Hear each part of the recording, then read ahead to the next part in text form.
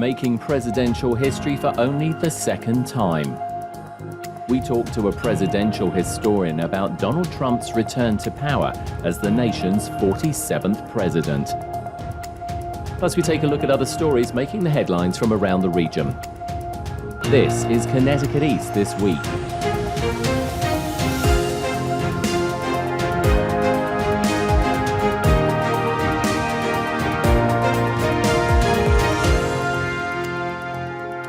Hello, I'm Brian Scott Smith. It's only happened once before in US presidential history.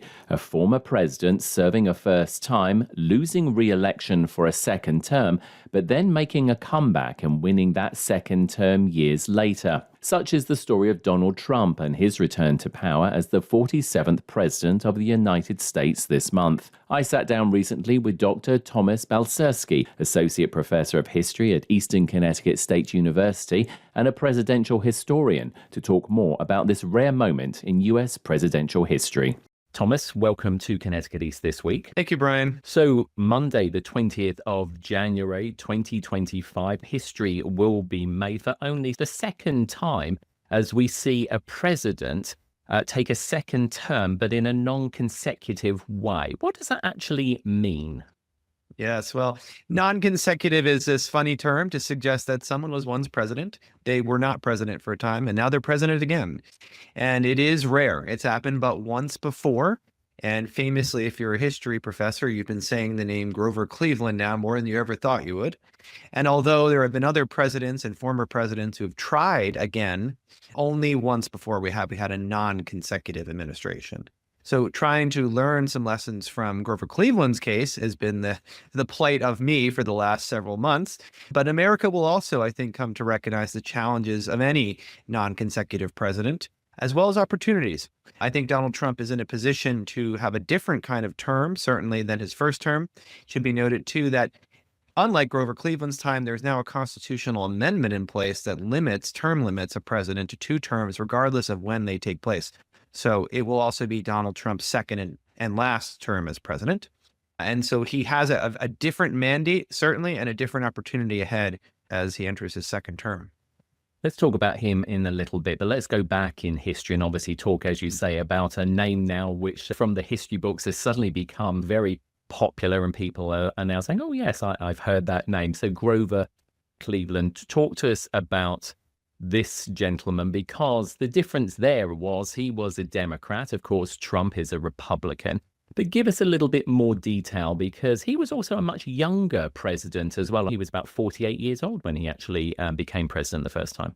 He was a young first-term president, and then doing some math, he becomes 56 at the age of his reelection. So it still puts him, by our standards, in only sort of high middle age by the time his second term ended. The lifespans were a bit shorter. He lived into his middle 70s. He was a Democrat. He did have, like Trump, 4 years out of office where he was sort of still the preferred candidate of his Democratic Party. But given the differences in how campaigning worked between then and now, to say nothing of our media presence, Grover Cleveland was very much out of the news during that interregnum between 1889 and 1892 when he was renominated. And again, because candidates did not campaign for themselves, we didn't really have a lot of Grover Cleveland in your face, so to speak. The media of the day was newspaper and magazine, print journalism. This is still the era before even the radio or certainly television and now our social media on the internet. But even then, we can point to Grover Cleveland's campaign style as being very different, again, from Donald Trump's. He was more traditional and restrained, consistent in his approach. His messaging was always very clear. He was one of our more honest politicians, something presidential historians always note about him. Grover Cleveland lost the Electoral College in his, obviously, second attempt when he ran and lost. But in that election, he won the popular vote. So he had broad popular support in his second attempt, and then in his third try, he won both popular and electoral. And in that, there's a similarity to Donald Trump. Grover Cleveland, when he lost his second attempt, when he lost his re-election campaign in 1888, he was gracious. In so doing, he attended the inauguration of his successor, Benjamin Harrison, and it was a rainy day in Washington in March 1889. Grover Cleveland actually held the umbrella over Benjamin Harrison's head as he gave his inaugural address. By comparison, of course, Donald Trump did not attend the inauguration of his successor, Joe Biden, and propagated what some will call the big lie about the 2020 election. Grover Cleveland, prior to becoming president, held numerous offices, although he kind of came out of nowhere. So there is some kind of comparison there. He had been a mayor or sheriff, a mayor of Buffalo, then governor of New York, all within just 5 years. It was an era, the Gilded Age era, in which Grover lived in which industrial growth was still the name of the game for the United States. It was the peak of the Industrial Revolution. Although there would be economic uncertainties in Grover Cleveland's second term, what we now call the recession of 1893 or the panic of 1893, they called it a depression. So that's one thing to think about, is what our economic climate will look like at the end of Donald Trump's second term. The U.S. was a emerging power. By now, we're an established superpower. And it's to say that the United States' role in the world is very different, and foreign policy looked very different under Grover's second term even. His big issue during his second term, foreign policy-wise, was whether or not to annex Hawaii, something he resisted, for which the Hawaiian people still are very grateful to him, I can report. Whereas maybe Donald Trump's similar foreign policy annexation question will be whether to try to acquire Greenland from Denmark. Grover was an outsider, and in that sense, so was Donald Trump. And I think that's maybe the strongest comparison, is that neither man really had a place in the party in which he became president. And by the second term, for both Grover and Donald Trump, these were sort of the only person who could command that kind of control, so that he is sort of from outsider into a transformer, really. Grover didn't really transform the Democratic Party. In fact, he lost control over it by the time of his second term, and it became more populist as it ran, and a populist candidate, William Jennings Bryan. We'll see who succeeds Donald Trump in the Republican camp, and whether that will keep a hold on the nation, or whether Democrats can come back in 2028. Just jump in there if I can for a second, Thomas. When you say about Grover didn't really reform the Democratic Party. However, in contrast, one could say Trump has reformed, obviously, the Republican Party. So very different there. From the point of view of, you said, there were certain differences, obviously, for Grover when he entered his second term. Already we're sort of seeing, and again, we have to cut through a lot of the noise, because obviously being able to fact check things. And of course, there's multiple sources. Now, you alluded to this at the top of the interview. Of course, we've now got different media, we've got like social media, etc. So it becomes a much more noisy sort of environment for us to try and fact check and get more of the truth out there. We have heard about this thing called Project 2025, of course. Can you talk to us a little bit about that? Because that's been very controversial, and it's also been in the headlines as well. Yeah, I mean, this is part of the challenge in trying to pin any agenda or campaign sort of promise to a president, unless a presidential candidate explicitly endorses, supports, or cites any one sort of plank or promise. It's all really just verbiage. The Republican platform, for example, is something you would expect Donald Trump to support, and he has been questioned specifically about aspects of it. He equivocates. He doesn't necessarily commit himself to any one policy point. He is, in some ways, reminiscent of like a Franklin Roosevelt, who didn't necessarily want to commit to certain ideas until he was in office, and thought it was his sort of job to do what was best in the moment. And in that sense, Trump's kind of ability to be flexible may be an asset, especially in a second term.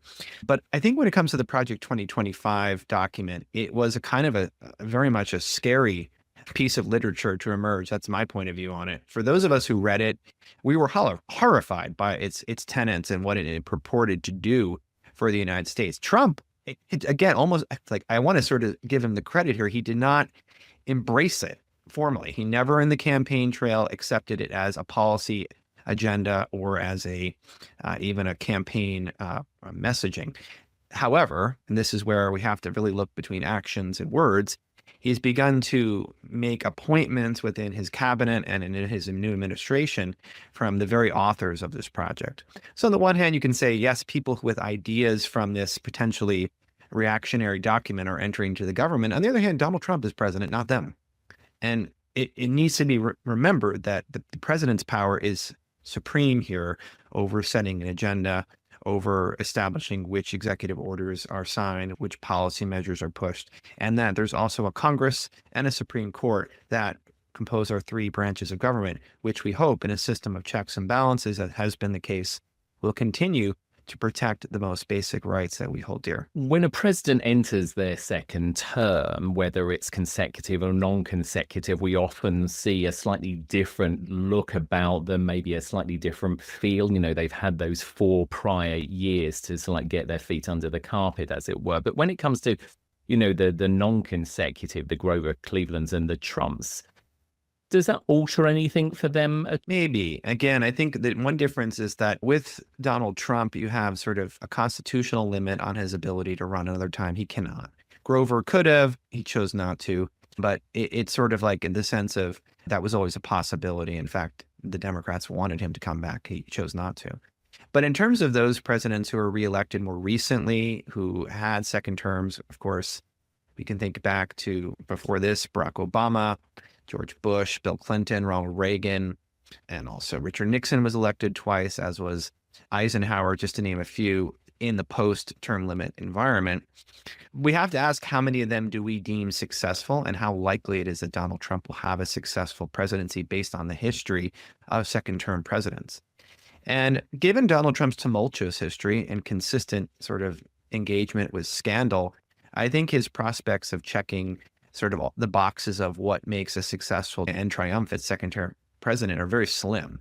I mean, I look at second-term presidents as being able to thrive at a crossroads of political finesse, of the historical moment, and really just luck that goes beyond the moment they're in and transcends into something more.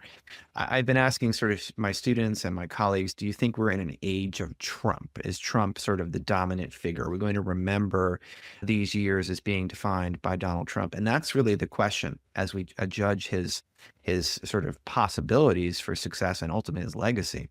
Will this really be an era that is defined by Trump, or will it be by outside forces that push Trump in almost a passive way to respond? I think his first term ending in the pandemic, as it did, really derailed any kind of legacy that he might have had prior to that. And it became the election, and both his term came about his management of COVID. It's a different 4 years. Again, we can't predict what will happen during these same 4 years.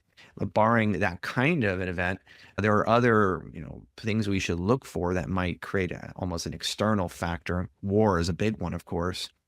But if he can set a clear agenda, if he can maintain the Republican Party's unity, he can manage the United States' foreign policy without major war, if he can avoid political and personal scandal, if he can keep the public approval, if he can keep the economy strong, if he can keep relations with Congress and win the Congress in 2026 for Republicans, if he can avoid becoming essentially a lame duck during his second term, given he's term limited, he's going to emerge as a great president. Those are the things I look for. Those are the things that two-term presidents have done well. So whether it's non-consecutive or not, if he can really accomplish those things, if he can set an agenda and follow it through to his last day in office, 2029, Donald Trump's going to look like a great president.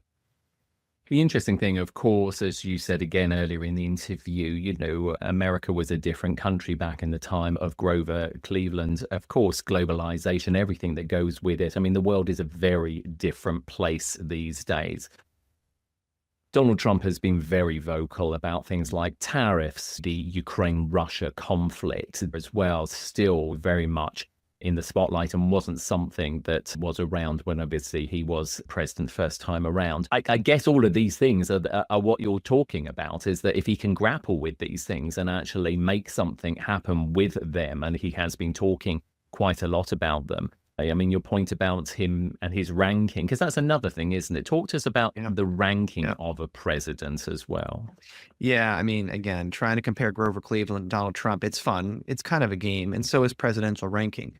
So I sort of provide the caveat to your listeners that those of us who rank presidents, and I did it with my students this semester, and I'll be doing it with my colleagues as part of the C-SPAN survey of presidential greatness next year. Those of us who engage in this activity, we set our ground rules. We set a kind of a scale to try to be methodologically sound and to make it reliable that anyone could rank in the same way. But once we get those sort of categories that we look at presidents out of the way, what ends up really kind of emerging is consensus. If the president has been typically considered a good president, a great president, they tend to stay that way with some movement for good reasons. If a president is average, they tend to be there. And likewise, if a president is considered below average or a failure, they tend to stay there. It should be said, the most polling, again, of a group of academics, usually political scientists, historians, experts, most of us, and myself included, have ranked Donald Trump very low. And we did so again in 2021 for the first time. I considered him a failed president at that time.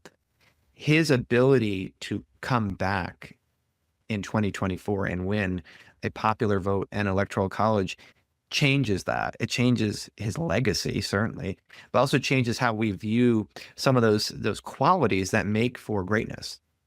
Political consistency, endurance, the ability to control Congress and his party. Those actually make for successful presidents. And again, where partisanship enters in is if you're, as a scholar, if you're too committed to any one point of view, it's hard to accept that. We all have our biases. We all have what we want to see happen. But as a presidential historian, as someone who tries to look at this analytically, Trump is very well set up to achieve a legacy much greater than what he did in his first term. And the issues are somewhat different than 4 years ago when he left office, but some of them are kind of a continuation of the very things that he was doing. So whether Joe Biden's legacy, his successor, predecessor now, is going to be the one that's most sort of changed by Donald Trump's second term, or whether it will be even other presidents going back to, say, Barack Obama or earlier, to whom Donald Trump's policies will affect, I think he has the ability to sort of seismically change how we look at the last several presidents as well. The media very much part of the conversation these days in its various forms. And of course, Donald Trump changed politics completely when he started utilizing social media in a way that had never really been used before by political parties or by political candidates, because he's now got his own network as well. Do you think that's something that we will continue to see? Because it was very much a huge part of his first term presidency, wasn't it? He was constantly on social media. Yeah, gosh, to think about how Donald Trump's going to continue to communicate with the American people. The optimist in me suggests that he's going to leave behind his partisan channels to a degree and try to communicate more nationally, whether that takes the form of legacy media where he's given interviews. He's not averse to sitting down with the person who reads your news at 8 o'clock at night, or whether he will hold more press conferences. I mean, I think a knock on President Biden has been he's held just a handful of in-person press conferences where he himself appeared.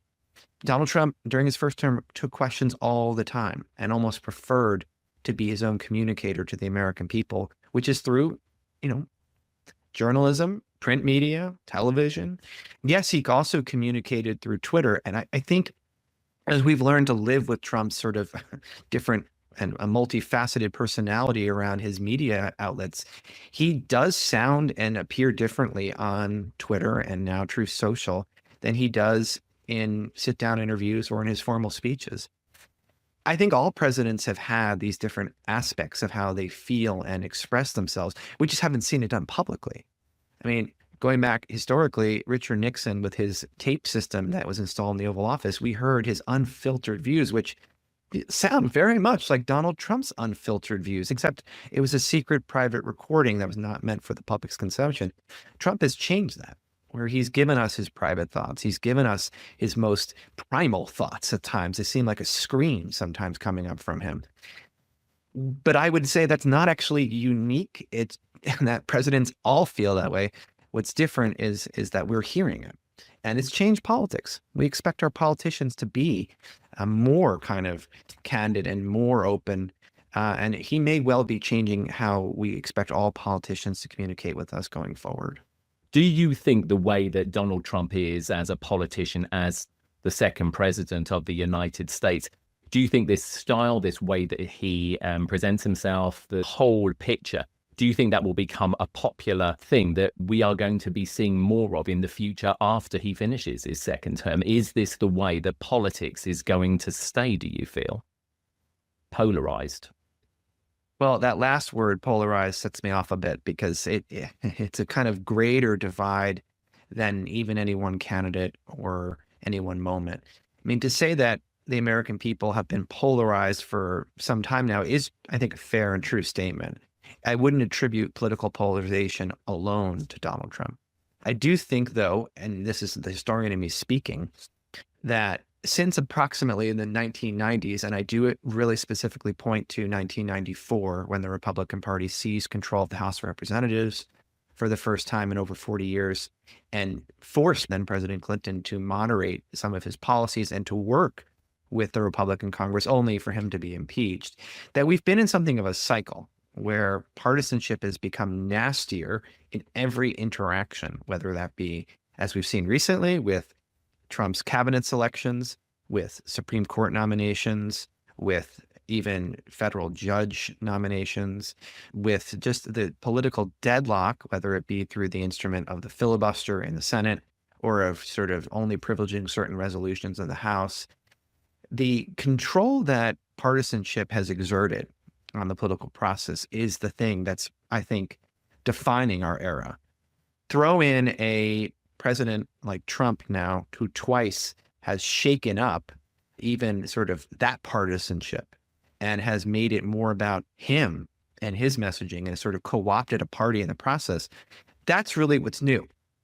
It's a polarized partisan environment at all levels of government and a kind of larger than life personality sweeping in and just throwing away everything that we thought mattered about politics. It's really going to be interesting whether the Democratic Party, which is quite frankly looking more like the traditional political parties we know, is going to sort of follow suit. Well, we'll all be keeping a very close eye on it, but in the meantime, Dr. Thomas Belcerski, Associate Professor of History at Eastern Connecticut State University and, of course, Presidential Historian. It's been great talking to you. Thank you, Brian.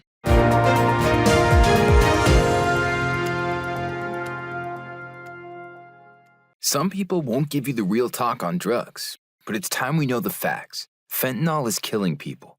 It's a powerful opioid, often made illegally and commonly mixed with illicit drugs.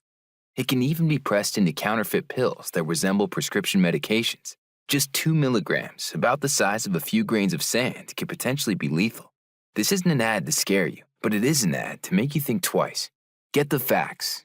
Go to realdealonfentanyl.com. This message is brought to you by the Ad Council.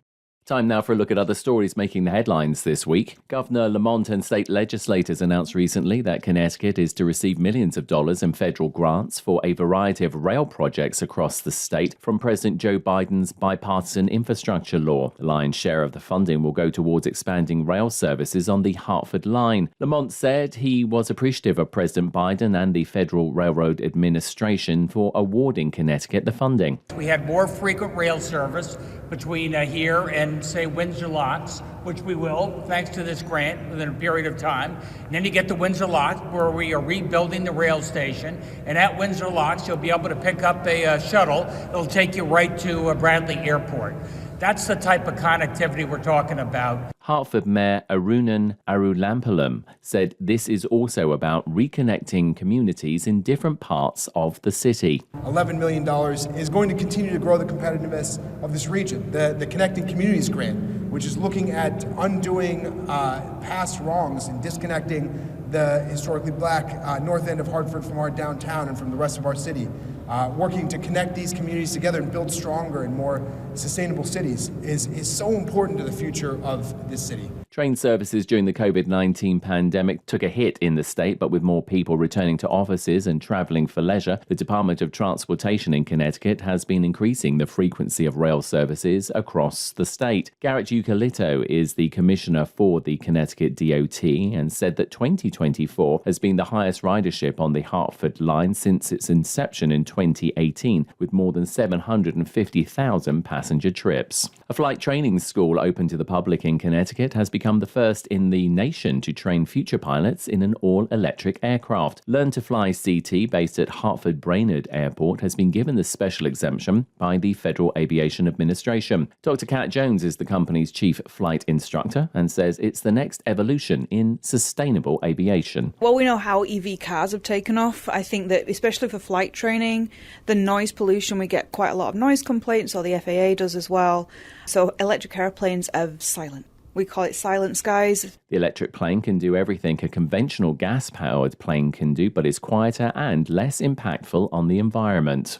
This sort of technology it's just pushing the boundaries further, like we did with electric cars, slow and steady, and then suddenly everybody's doing it. The only way to get things done is to actually use them, and part of our exemption is to report back to the FAA any issues or anything that we want to discuss with them to make this technology better and more widely available. The plane has a flying time of around 1 hour, with charging taking around the same amount of time, and Jones says it will be particularly useful for when they are teaching student pilots landing techniques as they fly at lower altitudes and the electric plane is virtually silent compared to a traditional aircraft. Jones also says they will be starting flight training with the plane very soon after some further accreditation from the FAA, and already have a waiting list of people wanting to fly the electric plane. United Way of Connecticut and its partners are reminding families to file for COVID relief money before an April 2025 deadline. The money includes federal earned income and child tax credits for the tax year 2021, covering the COVID pandemic that could benefit up to 45,000 lower-income Connecticut families. Pat Gentile is the founder of Simplify CT, one of the partner agencies of the Get Your Refund campaign, and says since they launched last year, they've helped a lot of families. We were able, in the short span of about 3 months, to unleash about $500,000 in benefits to close to 400 filing family households. The average refund was somewhere in the neighborhood of about $1,500 per family, which definitely helped many families get ready for the holiday season and provide them with a little bit of a safety net. So we're really excited about that. Families have until April 15th this year to file their 2021 taxes to claim these benefits, and Gentile says there are no penalties for late filing,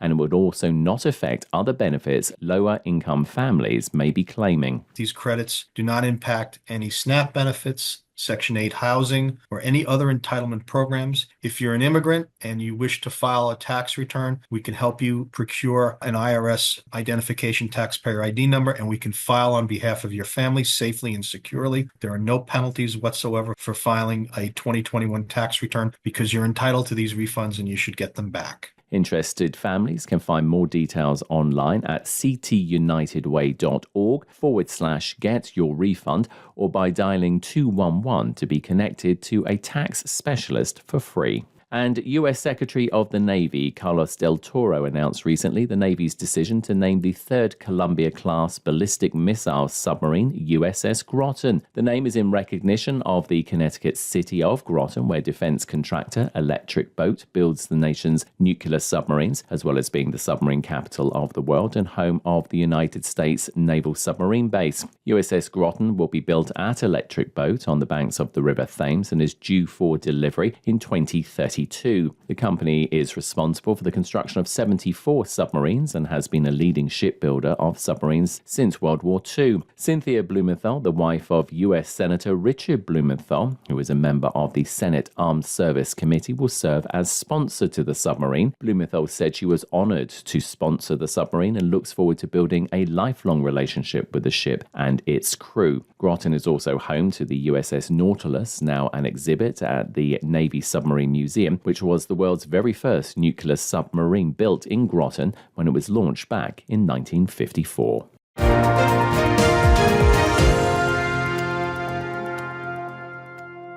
That's all from us for this edition. Do send us your questions and story ideas to the show via our website at connecticut-east.com or Facebook or Twitter at Connecticut East and on Instagram at Connecticut East This Week. And you can listen to the show again on our social platforms, on demand, and by asking your smart speaker to play Connecticut East This Week podcast. And please like, follow, and share on your social media too. I'm Brian Scott Smith. Thank you for listening.